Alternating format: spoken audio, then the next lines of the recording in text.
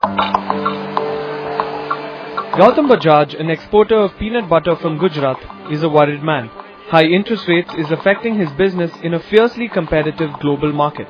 It has almost increased by 15 to 20% in last 7 to 8 months.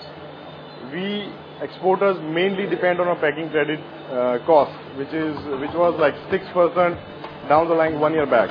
But now it has almost come up to like 10.5 to 11%. We pay interest on CC, which is more than 13%. So if you see, the burden of interest on our borrowings is increasing with a phenomenal rate. So how expensive is credit for exporters?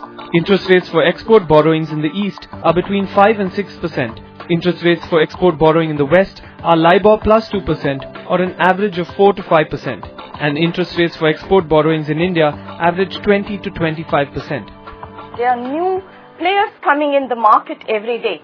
When you are in the domestic market, you have domestic players. But international market, to one buyer, everyone is competing from the world. And the new players which are coming in the market, they have new parameters of selling. The credit period is going longer and longer. The moment credit period goes longer, the risk factor for the exporters of India is getting so long that it will surely affect the total turnover of the exports of India.